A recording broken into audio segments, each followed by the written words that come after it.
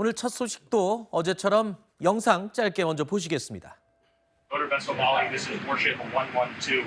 We will be escorting you to your next port of call. Thank you for your cooperation. This is Warship 112, standing by at channel 16. Out. 어제에 이어서 오늘도 미군은 호르무즈 해협의 철벽 봉쇄를 또 자랑했습니다. 여기에 한술 더 떠서 미국의 트럼프 대통령 곧 전쟁이 끝날 것이라면서 분위기를 띄우기에 나섰습니다. 자, 어떤 근거가 있는 발언인 건지 아니면 트럼프 대통령 특유의 이 허풍 전략인 건지 지금부터 짚어보도록 하겠습니다. Are you considering extending the ceasefire with Iran? We're doing very well, I can tell you. Maybe it'll happen before that. I'm not sure it needs to be extended. They're willing to do things today that they weren't willing to do 2 months ago. Would you ever go to Pakistan to seal the deal yourself? I would go to Pakistan, yeah. Pakistan has been great. They've been so good. Islamabad, I might go, yeah. If the deal is signed in Islamabad, I might go. 자, 우리 시간으로 오늘 오전 6시 좀 반가운 소식이 전해졌습니다. 이스라엘과 레바논 최근까지 정말 벼랑 끝 이 공격을 서로 주고받고 있었죠. 그런데 이스라엘과 레바논이 열흘간의 휴전에 합의를 했다는 겁니다. 또 미국의 트럼프 대통령이요, 이란이 거의 모든 것에 동의를 했다, 이렇게 또 주장을 하고 있습니다. 자, 이게요, 최근에 지금 트럼프 대통령이 집중하고 있는 호르무즈 해협 역봉쇄, 어떻게 보면 사고의 역발상이라고 할 수 있는 얘기이기도 한데, 이번 전쟁에서 트럼프 대통령 도대체 뭐 하는 거지? 라고 고개를 갸우뚱할 만한 일들을 계속해왔는데 그나마 유일하게 이 호르무즈 역봉쇄가 뭔가 먹혀 들어가는 느낌이 듭니다. 그렇습니다. 지금 미국이 주도를 하고 있는 역봉쇄 같은 경우에는 우리나라 시간으로 좀 계산해 보면 한 2, 3일 정도 지금 진행이 된 걸로 그렇죠. 알려져 있는데 요걸 좀 말씀드리고 싶어요. 지금 이제 이 역봉쇄를 하고 있는 지역은 호르무즈 해협의 초입에 있는 오만만이라는 곳에서 하고 있습니다. 그렇죠. 엄밀히 말하면. 그렇습니다. 그렇기 때문에 이란 입장에서는 뭐냐면 아무리 호르무즈 해협을 자기네들이 통제권 쥐고 있어도 오만만을 못 빠져나가면 이란의 수출입이 마비가 됩니다. 그러니까 이란이 현관문을 막고 있다면 지금 트럼프 대통령은 대문을 막고 있는 거잖아요. 아주 적절한 비유로 생각이 되는데요. 그 정도로 이란 입장에서 봤을 때는 이란도 식량 같은 경우에 외부에서 수입을 해야 됩니다. 근데 지금 그게 안 되잖아요. 그러면 내부에서도 뭐 지금 어차피 전시 체제니까 그렇긴 한데 그래도 불만이 계속 만들어질 수밖에 없고 또 한 가지로는 석유를 팔아야 이란도 전쟁을 할 수 있는 자금을 얻을 수가 있는데 이것까지 안 되면 이 문제가 있습니다. 그러니까 이 생산된 석유 보관하는 거는 한계가 있어요. 그렇죠. 그러다 보면 어떻게 보면 석유 생산 멈춰야 될 수도 있고. 감산 얘기가 그래서 나오는 거군요. 그렇습니다. 왜냐하면 한번 멈추면 다시 이거를 재생산하려면 시간도 많이 걸리고 설비나 다시 다 조정을 해야 됩니다. 그러니까 그런 문제들이 있는데 어떻게 보면 지금 이 트럼프 대통령 한 역봉쇄가 이란에게 있어서는 굉장히 뼈아프게 다가오고 있다. 이렇게 봐야 될 것 같습니다. 제가 아까 그랬죠.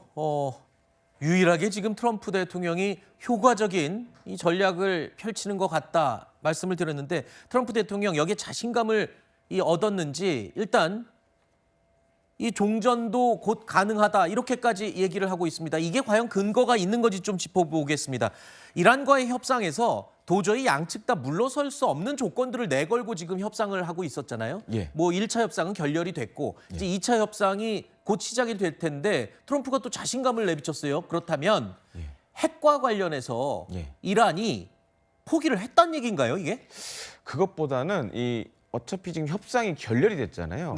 그런데 협상했던 내용을 잘 보면 접점을 찾을 수 있는 부분은 분명히 있습니다. 어디죠? 그러니까 이제 미국은 20년 동안 우라늄 농축하지 말아라. 그다음에 이란은 5년 동안 안 하겠다 이렇게 했는데 한 10년에서 15년으로 맞추면 되겠죠? 원래 가격 흥정할 때처럼 그렇게. 그렇죠.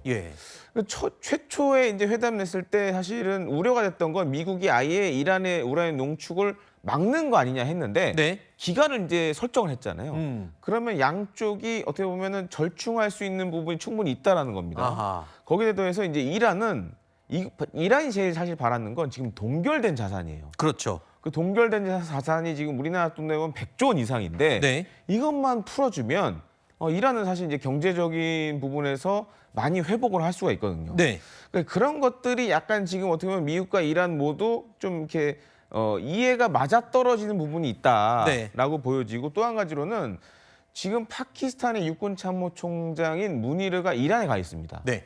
그러니까 지금 어떻게 보면 미국 안을 지금 가져가서 이란을 설득을 많이 시키는 것 같아요. 아하. 아마 이제 미국과 여러 연락을 하고 있는 걸로 보여지는데 상당 부분 이란도 뭐 이런 거죠. 20년보다 그럼 15년, 뭐 10년 이런 식으로 어느 정도 접근해 가고 있는 것이 아닌가 네. 이렇게 생각이 됩니다.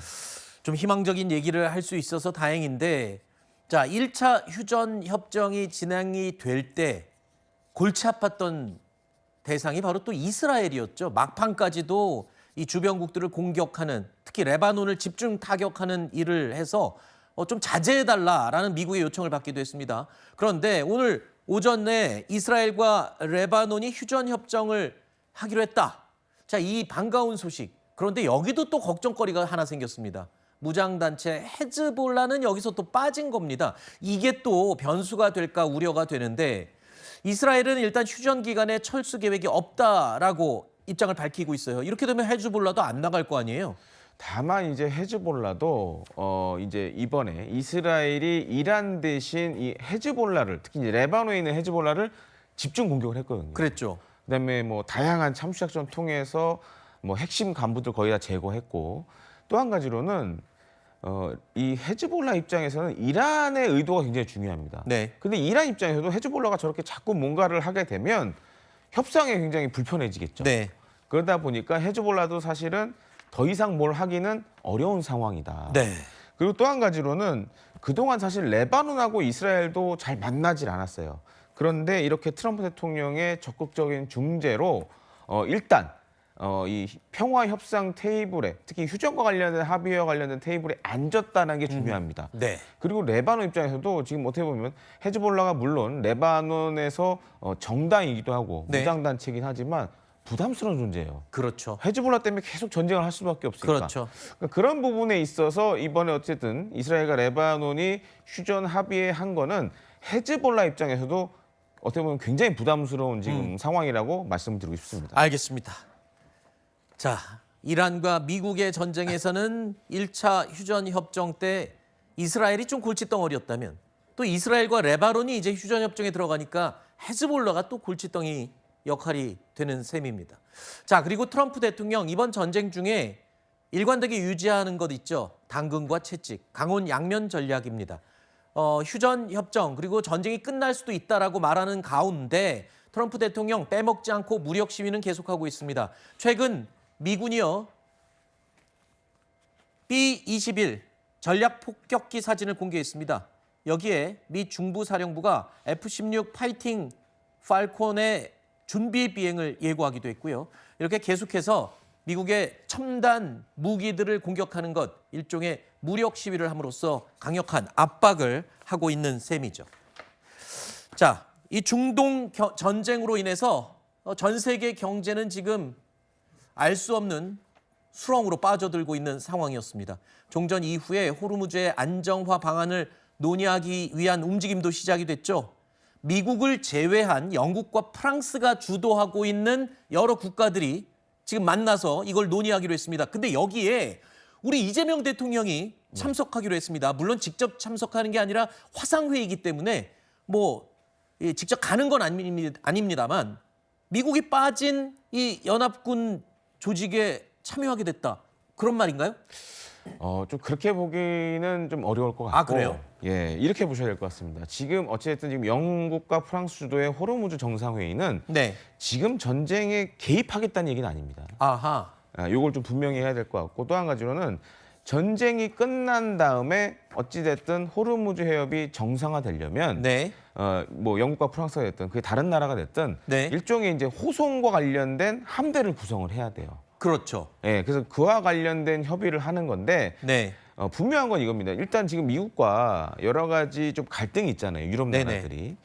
그러다 보니까 이게 실제적으로 과연 될지 네. 이 부분도 의문이고 아하. 왜냐하면 이 호르무즈 해협을 통상을 정상화시키려면 미국의 협조 없이는 또 안 돼요. 그렇죠. 그러다 보니까 어쩌면 이 굉장히 단순한 선언문에 그칠 가능성이 높습니다. 아하. 그러니까 이렇게 정상적으로 통항을 해야 되고 평화적으로 이용해야 되고 또 한 가지는 이란이 통항료 얘기했잖아요. 그렇죠. 그러니까 그것도 안 된다. 이런 아하. 식의 일종의 이제 선언적으로 하고 어쩌면 회의가 마무리될 가능성이 굉장히 높다라고 좀 생각이 됩니다. 그렇군요. 아, 그러니까 우리가 뭐 군함을 파견한다든가 참전을 하는 건 아니고 전쟁이 다 끝난 다음에 호르무즈 해협을 어떻게 관리할지 이런 걸 논의하는 이 회의가 되겠군요.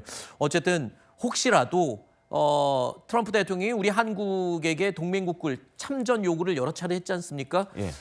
이것 때문에 혹시 좀 안 좋은 이 인상을 줘서 우리 동맹에 좀 마이너스가 될까 걱정을 했었는데 그건 전혀 상관없는 거군요. 그렇죠. 알겠습니다. 그렇게 보면 또 우리 대통령이 지금 아주 절묘한 균형 외교를 하고 있다. 이렇게 이해를 하겠습니다.